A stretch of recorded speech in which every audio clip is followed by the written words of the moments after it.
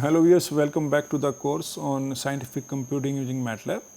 So today we are going to discuss the lecture 25. So in the previous lecture we have discussed the iterative method, that is the Gauss-Jacobi method.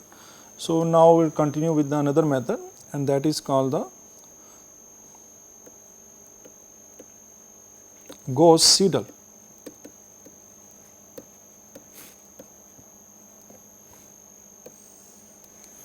So this is also a iterative method.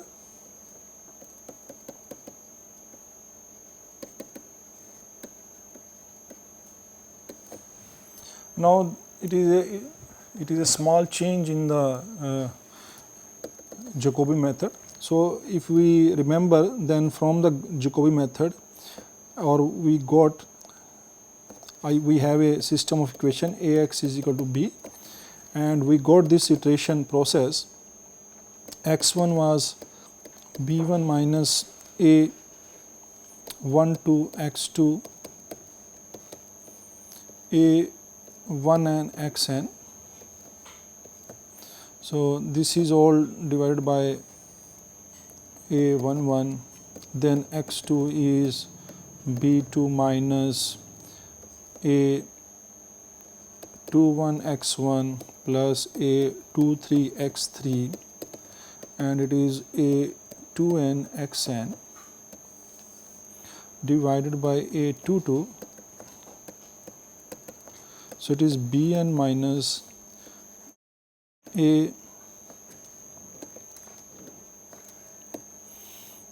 an1 x1 up to an minus 1 x n minus 1. I am dividing it by ann, and we know that the matrix, my matrix A is diagonal dominant, and this coefficients, the diagonal elements are not 0 in this case. So what we do that, now I can make this as a iterative process. So from here you can see that I will start with this one, and I will write this as the same as k, because I have the initial approximation x0. So this is the given approximation to me. I will put the values there and I will get this value here. Now what I do that, I will use this value. So whatever the value, updated value I am getting, I am using this value here, and I will write this as a k plus 1, and this term will be k. So in this case what I am doing, I am using the updated value of x1 to find the value of x2. In the Jacobi method we are using the same k everywhere to find this whole vector as a to find the updated value of the whole vector, but here we are not doing that. We are taking whatever the updated value is available to me, I will use that value to find the updated value of the another variable. So in this case we will keep going like this one, and in the last one I will use as a k plus 1 next and k plus 1. So whatever the value is available to me, I will use this one, and then this process is called Gauss-Seidel process.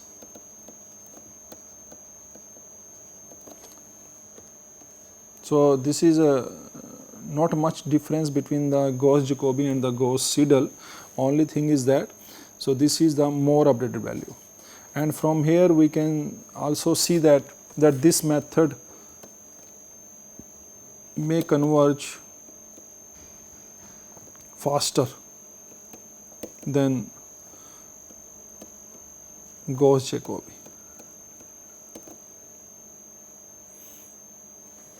So now we will find out that, so in this case, so I know that the sufficient condition is there for the convergence of the Gauss-Jacobi and Gauss-Seidel method.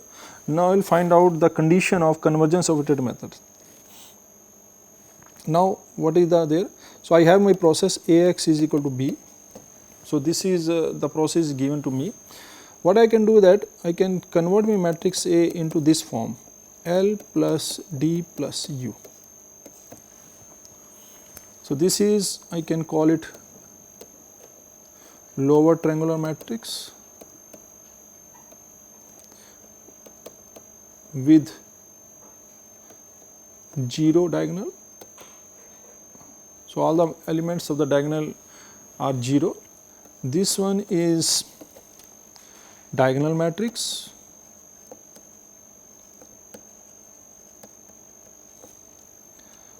So, diagonal matrix with the diagonal elements of A having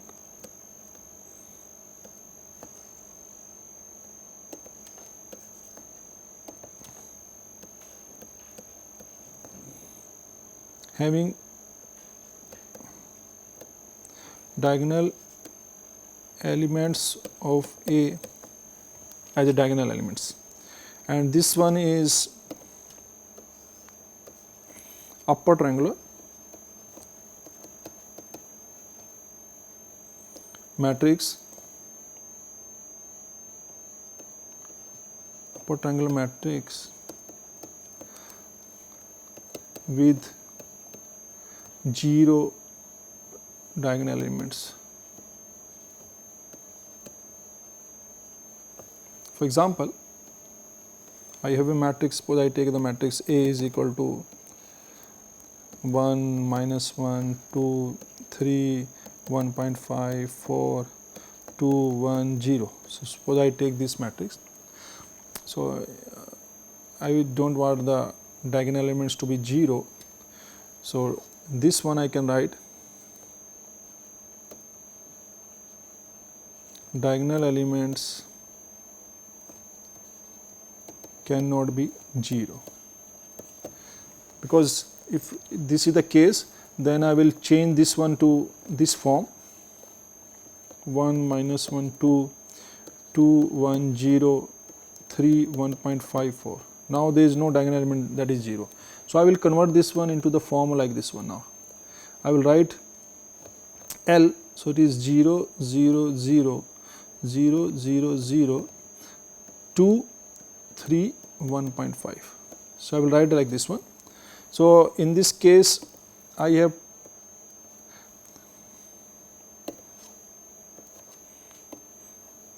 taken this element and this element. So, that is same as this one, and then I will write plus my diagonal matrix. So, diagonal matrix I write 1, 1, 4. So, this is same as this one here, and all other are 0, plus then I take the another matrix upper triangular. So, I left with only this, this and this. So, I will take this as a minus 1, 2, 0, and this is all other elements at 0. Okay, so, from here I can cite that this is my L, this is my D, and this is my U. So, I can say that my matrix A is now L plus D plus U, and D matrix is invertible.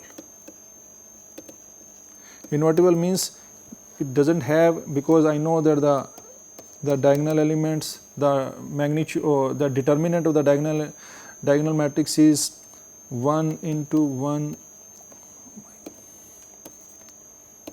So, that will be 1 into 1 into 4. So, 4 is the value. So, if any of the diagonal element is 0, then it will be 0 and it is not invertible. So, we want our D should be invertible. So, that is why we have to make the changes. So, any matrix can be written as a form of L plus D plus U. Then, so let us see that condition for convergence of iterative process.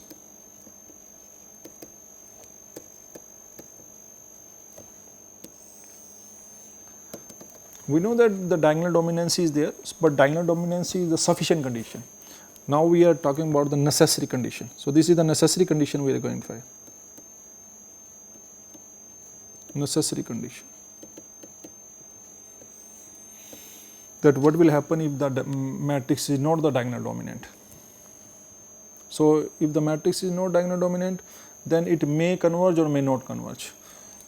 So, let us start with the first one, is the Gauss Jacobi. So, in the Gauss Jacobi, you know that I have A, x is equal to B. So, that is my L plus D plus U. So, this is given to me. Now, from here I can write. So, from the Gauss Jacobi method, you know that I will take all the elements of L on the right hand side and all the elements of U on the right hand side. So, from here I can make this system as, I can write this system as B minus L plus U x. So, this can be written as, and then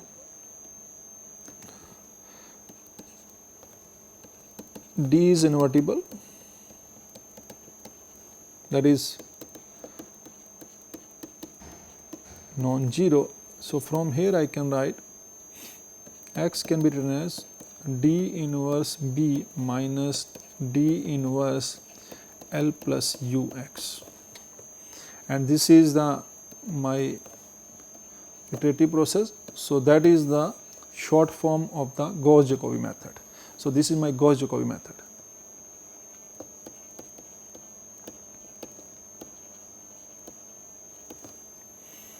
Now, I also know that I can write my system as, so this one I can write as A x is equal to B. So, from here I can write L plus D plus U x is equal to B. So, from here I can write my x can be written as D inverse B minus D inverse L plus U x, where x is the exact solution. So, I can take it as a 1 and I can take it as a 2. Now, subtracting 1 from 2. So, I can write 1 from 2. So, from here I will get x minus xk plus 1. This can be written as, now if you see from here, this minus this, so this will cancel out. So, from here I can write that this will become minus D inverse L plus U x plus D inverse L plus U x k, and from here I can write that minus, so this is equal to, not implies, so this is equal to minus D inverse L plus U, and from this I can take common. So, the inside I will get x minus xk. So, this is what? It is the exact solution minus the approximation at the kth step. This is the exact solution and minus the approximation at the k plus 1th step. So, let x minus xk is ek. So, that is my ek. So, that is I call it error at kth step. So, from here I can write from this that I can write E k plus 1 is equal to, so I call this matrix as H matrix, H E k, where my H is equal to minus D inverse L plus U, and this is called convergence matrix. So, everything depends upon what is this matrix. And if you remember from the previous lectures, when we were dealing with the nonlinear equation like Newton methods or secant methods. So, in that case, if you see that this is just a number, then you know that x k plus 1, some number is there c x k. So, if note that the error. So, E k is equal to c ek minus 1 like this one, and then we can change this one into ek is equal to ck e0 if you remember by the continuous substitution. Then we know that if this error is, some error is there and I want that this tends to the, this error tends to 0, then we know that the ck, then this can be possible when the c is less than 1, because when the c is less than 1, the more power of c will be much smaller and then this will go to 0. The same concept we can apply here, but here we are dealing with the matrix. So, how we can deal with such type of things? Now, I know that this is my matrix. So, let H has n eigenvalues and n linearly independent eigenvectors. So, I know that I am saying that H x is equal to lambda x. So, not x, I should not take this x. So, suppose this I am taking H v is equal to some lambda v. So, it is a n cross n matrix. So, it will have a n number of eigenvalues. So, I am considering that this eigenvalue is there, n eigenvalue is there, and we are getting the L linearly independent eigenvectors. So, that we are considering here. Now, from here I can say that, so using this one value I can write, now what I do is that from equation number maybe which equation number is there, 1 is there. So, I can call it 2 equation. So, equation 2 can be written as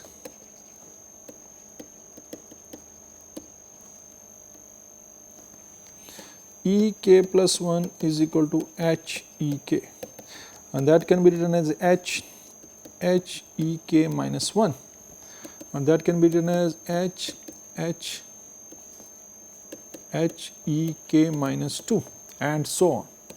So, in the end I can write this as a ek plus 1 can be written as h k, and then it is E1. Okay. And E1 is the initial approximation, or we can write this one as hk plus 1 E0. So, whenever we are dealing with ek plus 1, then this value will come. So, I can write this as this equation. So, I call it 3. Now, we consider that let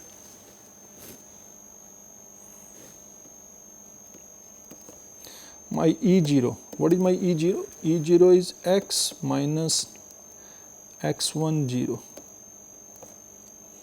x2 minus x2 0, x n minus x n 0. So, that is a vector basically. So, I call this vector, that this vector can be written as a linear combination of these eigenvectors. So, whatever the eigenvector I am taking, so these eigenvectors. So, let this is equal to some Ci Vi I from 1 to n.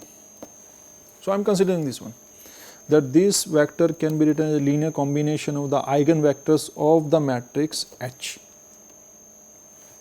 So, from here I can write, now my Ek plus 1 can be written as hk plus 1, and E0 I can apply, I can put this value here. And then this Ci is, I know that the Ci are scalars, in fact real scalars. So, I can write this equation as summation, and I can take this h inside. So, I can write Ci hk plus 1 Vi, and this can be written as summation I from 1 to n Ci, and hk plus 1 Vi is what? So, instead of this I just write E naught H. So, this is, I will just write H, and using this one I will get this value, and this becomes H V1 Vi, and from here this is equal to I plus 1 to n Ci lambda I Vi, because H of Vi is equal to lambda I Vi, the ith eigenvalue. So, from here I can get my H E naught is equal to this one. Now, from here I can again apply H square E naught. So, that will be H of H E naught, and this can be written as again summation I from 1 to n Ci and then lambda I H Vi, and from here I apply the same method again.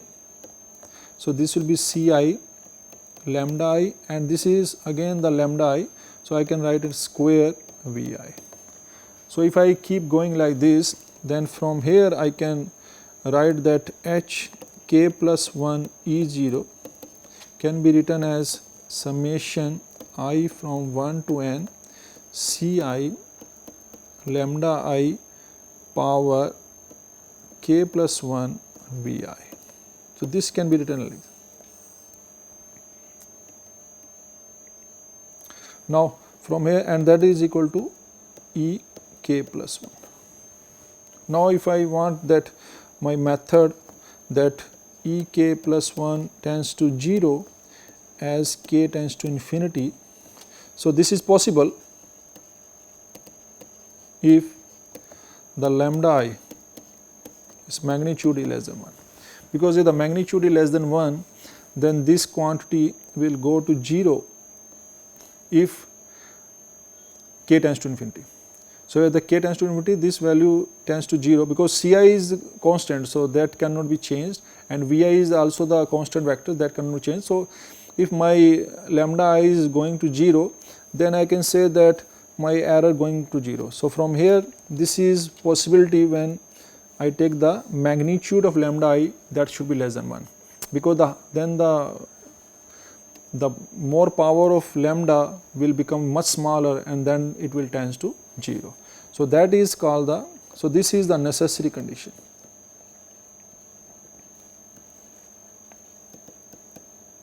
So, necessary condition means that if the iterative process is convergent, the error is going to 0, then my lambda I should be less than 1. So, this I have considered. So, that is the necessary condition.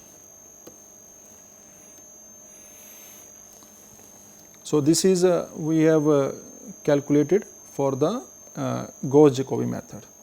The same way I will see what will happen in the case of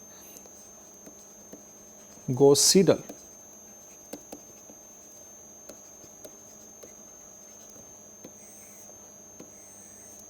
So, this magnitude I have taken, if lambda i's are real, then absolute value, and if lambda i's are complex, then magnitude should be less than 1, or so Gauss-Seidel method. So, in this case I can write my same L plus D plus U x is equal to B, and from here I can write from here. So, this is my, suppose this one. So, from here in this I know that it can be written as L plus D x is equal to B minus Ux, because in this case we are keeping this. So, now I can write this as this, because in the Gauss-Seidel method, if you see, then I am updating the values of x, this one. So, in the first case it is okay, in the second case the left part will be the updated value. So, left part will be the updated value. It means that I have to choose the lower triangle matrix in the updated way. So, from here I can write like this, and from here L plus D inverse I am taking is invertible because L plus D will be a lower triangle matrix.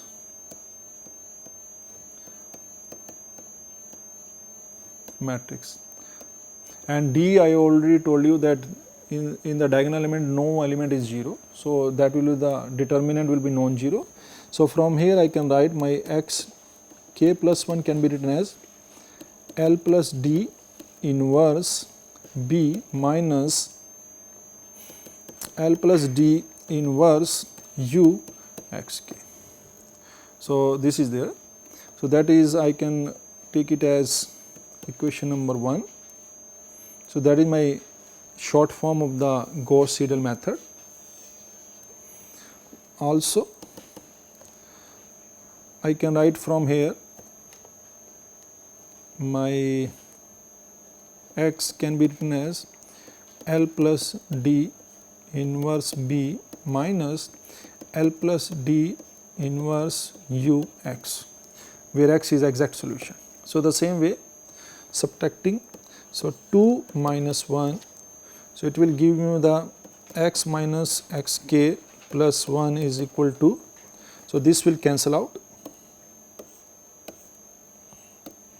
and then I will get minus L plus D inverse U x minus x k.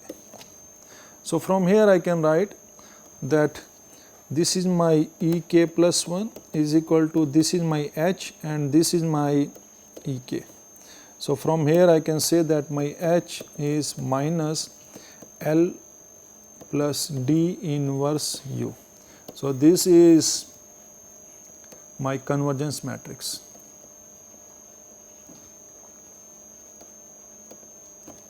So, in this case my convergence matrix is different from the Gauss Jacobi method, and from here the same condition will happen that my E k plus 1 can be written as H of k plus 1 E 0.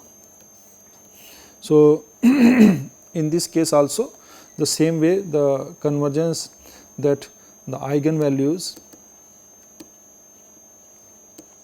of H, that is lambda I modulus should be less than 1. So, this is possible. I can say from here that the largest eigenvalue should be less than 1. It can be also written as a, and this is called spectral radius. Spectrum is the set of all eigenvalues and the largest eigenvalue is the spectral radius. So, this one can be written as there. So, with the same condition is that the necessary condition for the convergence is that it should be less than 1. The largest eigenvalue should be less than 1. So, that is also the necessary condition in the terms of Gauss-Seidel method. So, now we are able to find the Gauss-Jacobi method and the Gauss-Seidel method, and this H and H may be different. The note is there, one note, that if matrix A is not diagonally dominant,